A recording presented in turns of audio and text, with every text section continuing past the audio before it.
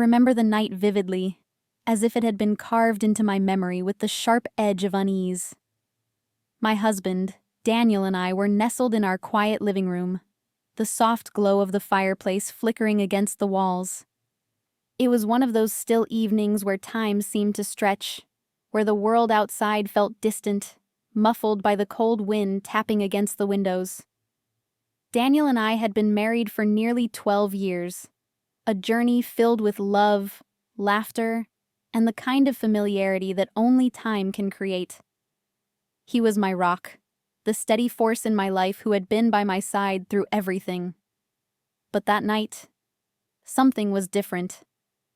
He sat in his usual spot, his hands wrapped around a steaming mug of chamomile tea, but his posture was tense.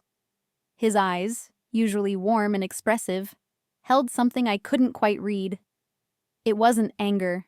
It wasn't sadness. It was something else.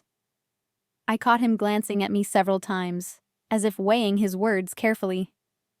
Each time he seemed on the verge of saying something but stopped himself. Finally, after what felt like an eternity, he took a deep breath, set his mug down, and cleared his throat.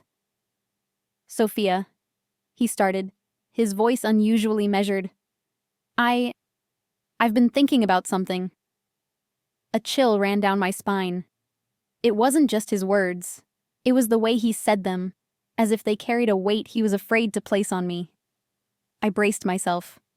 We'd had these talks before, discussions about finances, future plans, or his work stress. But this time, something felt off. "What is it?" I asked, forcing a small smile, hoping to ease the tension in the air. Daniel hesitated. "What would you think about trying something new in our relationship?"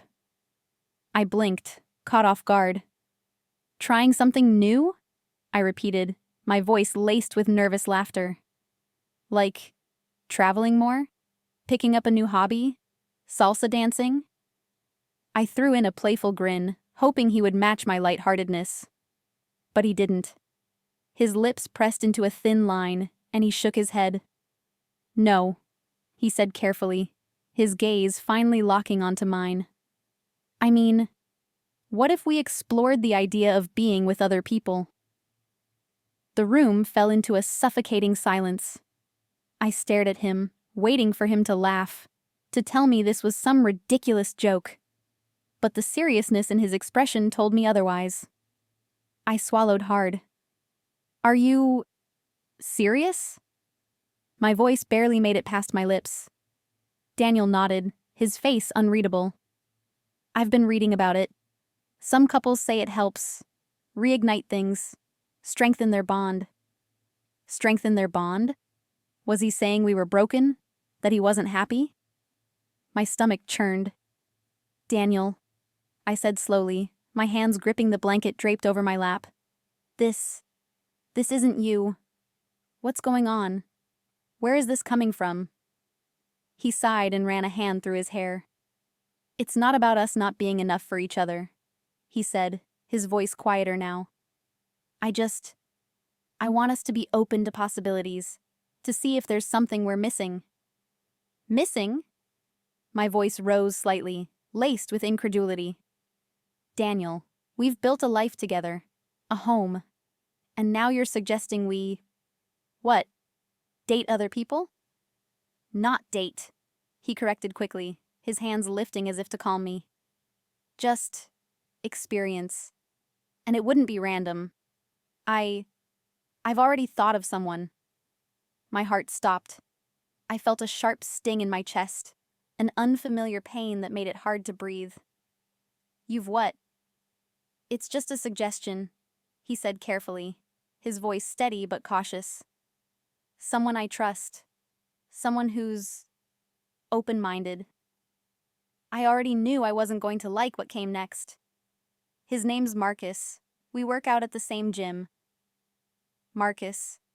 I barely knew him, only hearing his name in passing when Daniel mentioned his workouts. But now, suddenly, my husband had thought of him in this way. I felt sick. Daniel continued, his voice gentle. almost as if he were trying to sell me on the idea. He's a great guy, really understanding. He knows this is just a thought, nothing set in stone. I stood up abruptly, the weight of his words crashing down on me. "I can't believe this," I whispered, shaking my head. "Do you even hear yourself? This is insane. It's humiliating." Daniel stood too, his expression softening. "Sophia, please. I'm not trying to hurt you. I just want us to think about it. No pressure. Just think." Think? The only thing I could think about was how absurd this entire conversation was. Without another word, I turned and walked away, retreating to our bedroom, my heart pounding. That night, I lay awake, staring at the ceiling. Daniel's words echoed in my mind, heavy with implications I wasn't ready to face. Was this the beginning of the end? Or worse, had something already ended without me realizing it? The tension between Daniel and me didn't fade overnight. If anything, it lingered like a storm cloud, ready to break at any moment. We tiptoed around each other, exchanging only necessary words. I was still reeling from his suggestion, trying to make sense of it. Was this just a phase? A fleeting thought? A midlife crisis? Or was there something deeper I had been blind to? And then, just as I thought the situation couldn't get any stranger, Daniel blindsided me again. "Marcus is coming over for dinner," he announced one Saturday morning, flipping through the newspaper like he'd just mentioned we were having lasagna. I nearly dropped my coffee mug. "What?" Daniel didn't even look up. "I invited him over. I thought it'd be nice. He's new in town and doesn't know many people yet. Plus, you could meet him. No pressure, of course." "No pressure?" I repeated, my voice rising. "Daniel, are you out of your mind? You just invited him over?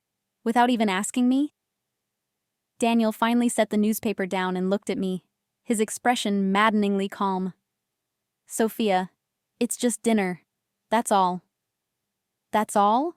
I scoffed. "Daniel, you suggested something completely insane a few nights ago, and now you want to bring him here? To our home?"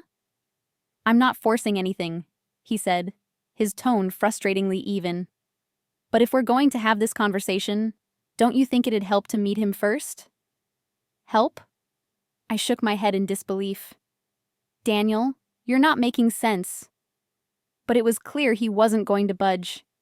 And by the time the doorbell rang that evening, I was a bundle of nerves. I hesitated before opening the door, forcing a polite smile as I did. And there he was. Marcus. Tall. Confident. Charismatic. He wasn't just attractive. He had a presence that immediately filled the space. The kind of person who made you aware of them without even trying. "Hey, Sophia," Marcus said warmly, extending his hand. His grip was firm but not overpowering, his smile disarming. "Nice to meet you," I said, keeping my voice steady despite the chaos in my mind. Dinner was strange. Marcus was engaging, effortlessly funny, and magnetic in a way that was almost unsettling. He made conversation easy, asked thoughtful questions, and had a natural way of making people feel comfortable. And yet, despite his charm, I couldn't shake the feeling that there was an unspoken tension, an invisible current running beneath the surface. Daniel, for his part, was unusually quiet. He watched Marcus and me interact with an intensity that made me uneasy. And every so often, Marcus's gaze would linger on me a moment too long, his compliments feeling just a little too personal. When the evening finally ended and Marcus left, Daniel turned to me with a knowing smile. "He's a great guy, isn't he?" said. I crossed my arms, glaring at him. "Don't start, Daniel. It was just dinner." But Daniel's expression didn't change. "Just think about it, Sophia. That's all I'm asking." I didn't respond. Instead, I retreated to our bedroom, my mind racing with questions I didn't want to answer. What was Daniel really trying to do? And why was I starting to feel like a pawn in a game I didn't understand? The days following Marcus's visit were a whirlwind of emotions. I couldn't stop thinking about the dinner, the way Marcus's attention lingered on me, the odd undercurrent of tension between the three of us, and Daniel's eerie calmness throughout. It was as though Daniel had orchestrated the whole thing, and I was the only one still struggling to grasp the absurdity of it all. I convinced myself I needed to move past it, to prove to myself that nothing had changed. But the universe had other plans. It started innocently enough. On a quiet Wednesday afternoon, my phone buzzed. I glanced at the screen and froze. A message. From Marcus. "Hey, Sophia. Thanks again for the lovely dinner. It was great getting to know you better. Hope we can do it again soon." My heart pounded as I stared at the screen. There was nothing overtly inappropriate about the message, yet it felt like stepping onto a slippery slope. Daniel had never mentioned that Marcus might reach out to me directly. Why was Marcus texting me instead of Daniel? I hesitated before typing a reply. "Thanks, Marcus. It was nice meeting you too. Glad you enjoyed dinner." I hit send, telling myself it was just a polite response. But the knot in my stomach told a different story. Almost immediately, Marcus replied, "You're an amazing host, Sophia. Daniel's lucky to have someone as talented as you. I can't wait to see what you cook up next time." I put the phone down, unwilling to engage further. Yet, for the rest of the day, Marcus's words lingered in my mind. There was a warmth to them that felt dangerous. The next morning, over breakfast, Daniel casually brought up Marcus again. "Marcus said he had a great time at dinner. He really enjoyed talking with you." I kept my expression neutral, trying to play it off. "He's nice. It was good to meet him." Daniel nodded, his eyes searching mine. "He also mentioned that he'd love to hang out with us more. Maybe even one-on-one, if you're comfortable with that." I nearly dropped my coffee mug. "One-on-one? Daniel, are you serious?" "Why not?" he asked, his tone casual but probing. "You two clearly got along well. And Marcus is a good guy, someone I trust." I set my mug down, staring at him in disbelief. "Do you hear what you're saying? You're practically pushing me toward him." Daniel leaned back, his expression unreadable. "I just think it's worth exploring. For us." "For us?" I snapped, my voice rising. "Daniel, this isn't about us. It's about you trying to justify something that makes no sense." Daniel didn't respond immediately. Instead, he sighed, the weariness in his eyes catching me off guard. "Sophia, I just want us to be happy, to find something new. That's all." His words struck a nerve. For years, our marriage had been steady but predictable. Had he been feeling the cracks long before I noticed them? And worse, was I to blame? I didn't have an answer. But what I did know was that Marcus's presence was becoming a catalyst for something I didn't fully understand. By the time the weekend rolled around, I felt like I was caught in a slow-moving avalanche. Every interaction with Daniel, every memory of Marcus's messages, pressed down on me, pushing me toward an edge I didn't want to confront. And then came the text that sent my heart racing once more. "Hey, Sophia, I'm making that pasta we talked about. Want the recipe?" Marcus had an uncanny way of slipping into my thoughts when I least expected it. I stared at the screen, hesitating. Responding felt dangerous, yet ignoring him felt equally so.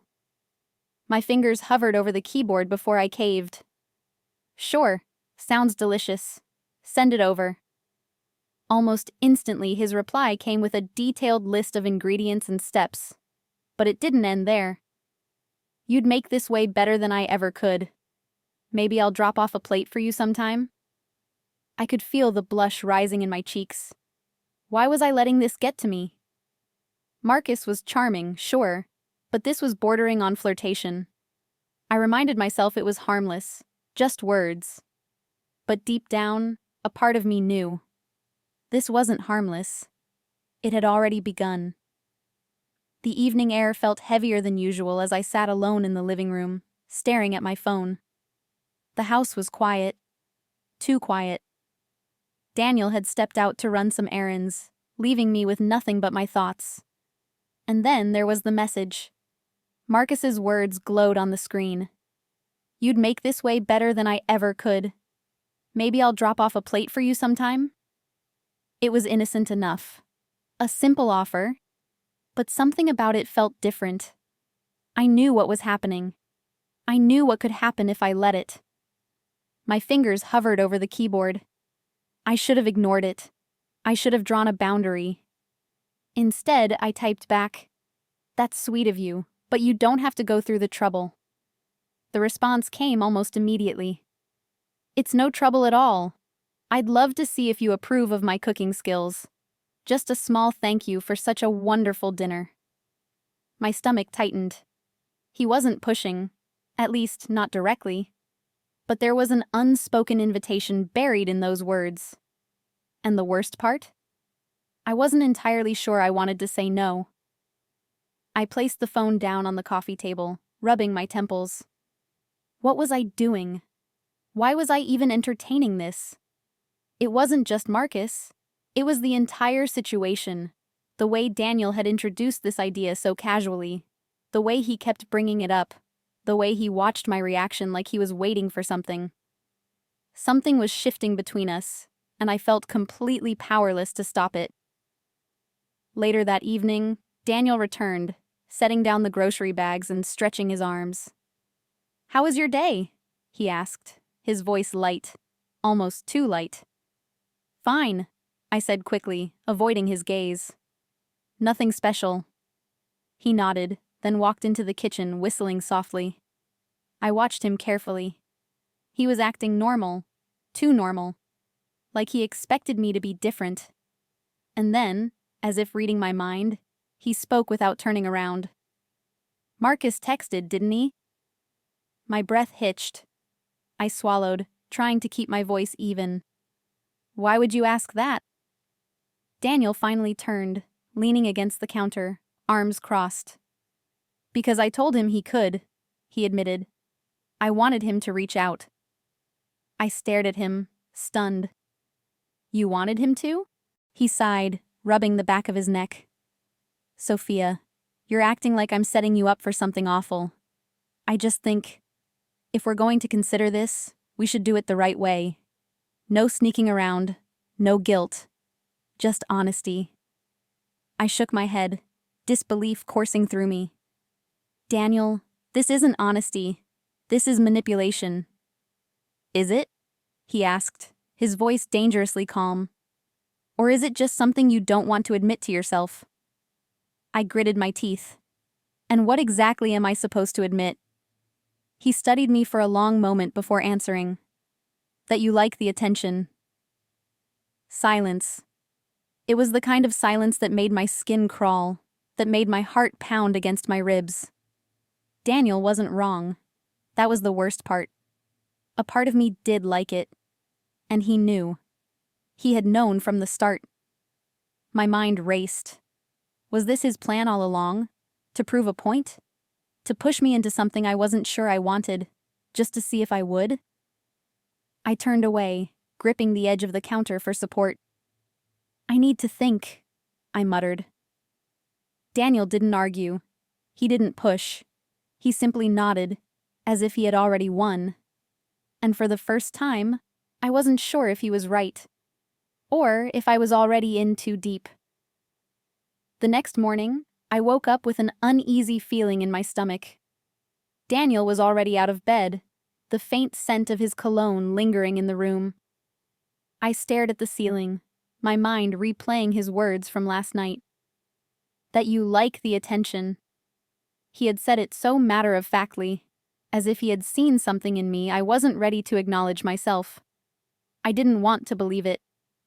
But the truth was, maybe I did. I grabbed my phone instinctively, my thumb hovering over Marcus's messages. I had barely convinced myself not to respond last night, but now, in the quiet of the morning, The temptation was there again. And then, as if the universe wanted to make the decision for me, my phone buzzed. Marcus. Morning, Sophia. Hope you slept well. I was thinking, if you're free later, maybe we could grab coffee? Just us. No pressure, of course. My stomach twisted. No pressure. But wasn't that exactly how Daniel had framed this whole thing? Like there was never any pressure. Just possibilities. Just ideas. I stared at the message for a long time before finally typing. I don't think that's a good idea. I hit send, my heart hammering. Seconds later, the reply came. Understood. I respect that. Just know the offer stands. No expectations, just conversation. I exhaled, relieved, but also something else. Disappointed? I pushed the thought away and tossed my phone on the nightstand, forcing myself to get out of bed and shake off the unease creeping over me. But my mind wouldn't let it go. Neither would Daniel. Over breakfast, he casually stirred his coffee, glancing at me as he said, "So, did Marcus text you again?" I almost dropped my spoon. "How do you always know?" I muttered, annoyed. Daniel smirked. "Because I know Marcus, and I know you." I tensed. "Daniel, what is this? Some kind of test?" He sipped his coffee, unfazed. "Not a test. More like an experiment." I narrowed my eyes. "That's sick." "No, what's sick is pretending you're not tempted," he shot back, leaning forward. "You can say no. You have said no. But I can see it, Sophia. You're thinking about it." I wanted to argue. I wanted to tell him he was wrong. But he wasn't. Daniel leaned back, watching me like I was a puzzle he had already solved. "Go." My breath hitched. "What?" "Go," he repeated, shrugging. "Meet him for coffee." I blinked at him. "Are you serious?" He nodded. "I think it'll help you figure out what you really want." I opened my mouth to argue, but the words never came. Because part of me wanted to go. And Daniel knew it. I don't remember making the decision. One moment, I was sitting at the kitchen table, staring at Daniel like he had just given me permission to cheat. The next, I was standing outside a cafe, my fingers wrapped tightly around my phone. I had texted Marcus. "Okay, coffee, just coffee." His reply came quickly. "I'll be there in 20 minutes. Looking forward to it." Now, standing outside the cafe, I realized my hands were trembling. My mind screamed at me to turn around, to leave before this became something I couldn't take back. But I didn't. I walked inside. The cafe was warm, filled with the comforting scent of roasted coffee beans and fresh pastries. The soft hum of conversation surrounded me, grounding me in the moment. And then, I saw him. Marcus was already seated at a small corner table, stirring his coffee absent-mindedly. When he looked up and met my gaze, his lips curled into an easy smile. "Sophia," he said, standing up as I approached. "Glad you could make it." I forced a small smile. "It's just coffee." "Of course," he agreed, motioning for me to sit. The first few minutes were light, small talk about work, about books, about nothing at all. I was grateful for that, for the normalcy. But then, Marcus leaned forward slightly, his eyes searching mine. "Be honest," he said. "You're nervous." I let out a breathless laugh. "Should I not be?" Marcus tilted his head. "Why are you here, Sophia?" I opened my mouth, then closed it. I should have had an answer. Something logical. Something that would make this feel less wrong. Instead, all I had was the truth. "I don't know," I admitted. Marcus studied me for a long moment before nodding, as if that was the answer he had expected all along. "Fair enough," he said. Silence settled between us, but it wasn't uncomfortable.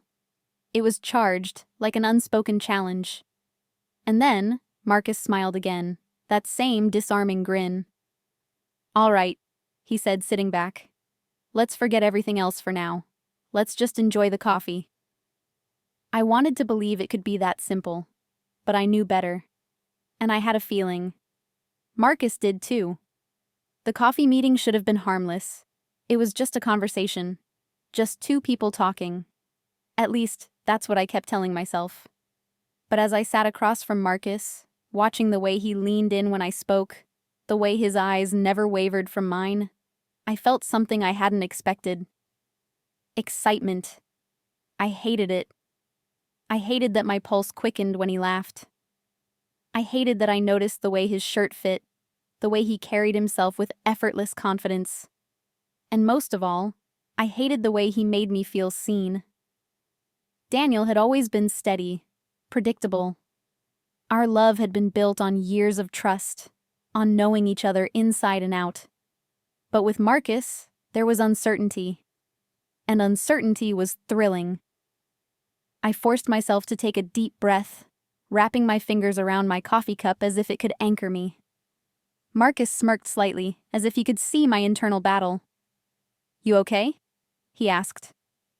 I nodded too quickly. "Yeah, just a lot on my mind." "Understandable," he said, then hesitated before adding, "I meant what I said before, you know. No expectations. I just like talking to you." I wanted to believe him. I really did. But the way he was looking at me told a different story. And the worst part? I wasn't entirely sure I wanted to stop him. The conversation continued, dipping into safer topics. But the tension never faded. When we finally stood to leave, Marcus lingered for just a moment too long. Then, as we stepped outside, he turned to me. "Can I ask you something?" I swallowed hard. "What?" His expression softened. "Are you happy, Sophia?" The question hit me harder than I expected. Not, "Are you okay?" Not, "Are you and Daniel doing well?" Just, "Are you happy?" And for the life of me, I didn't know how to answer. I opened my mouth, but no words came. Marcus nodded as if he already knew. "I'll see you around," he said, giving me a small smile before walking away. I stood there for a long time, watching him disappear into the crowd. And when I finally turned to leave, one thought echoed in my mind. I shouldn't have come here. But I was already in too deep. I barely remembered the drive home. My mind was a tangled mess of thoughts, emotions I didn't want to acknowledge, and the lingering echo of Marcus's question. "Are you happy?" The moment I stepped inside, I knew Daniel was waiting. He sat on the couch, his arms resting casually along the back, his face unreadable. The dim lighting of the living room cast shadows across his features, making him look almost expectant. He didn't ask where I had been. He didn't need to. Instead, he simply watched me, a ghost of a smirk tugging at his lips. "So?" he asked, his voice calm. "How was coffee?" I hesitated for half a second too long, and he noticed. "Fine," I said, trying to sound unaffected. "It was just coffee." Daniel chuckled under his breath. "That's what you keep telling yourself, isn't it?" I stiffened. "Daniel, stop." But he didn't stop. He leaned forward slightly, his gaze burning into mine. "I know you, Sophia," he said. "I know that look in your eyes." I swallowed hard. "And what look is that?" "The one that says you felt something today." A sharp pang shot through my chest. Because he was right. I had felt something. And that terrified me more than anything. I turned away, rubbing my temples. "I don't know what you want me to say." "I don't want you to say anything," Daniel replied. "I just want you to admit the truth. To yourself, at least." I squeezed my eyes shut. "I told you from the beginning," he continued. "This was never about cheating. It was about exploring. About finding out what we really want." I turned back to him, anger bubbling up in my chest. "And what if I don't want this? What if I just want us, without anyone else?" Daniel's expression finally changed. For the first time, he looked uncertain. "Do you?" he asked softly. The question struck me like a slap. Of course I wanted us. Didn't I? I opened my mouth, ready to say yes, ready to tell him that none of this had changed how I felt. But no words came. The silence stretched between us, heavier than ever. And in that moment, I realized the damage had already been done. This wasn't about Marcus. This wasn't about Daniel's twisted little experiment. This was about me. Something inside me had already shifted. Something I could never take back.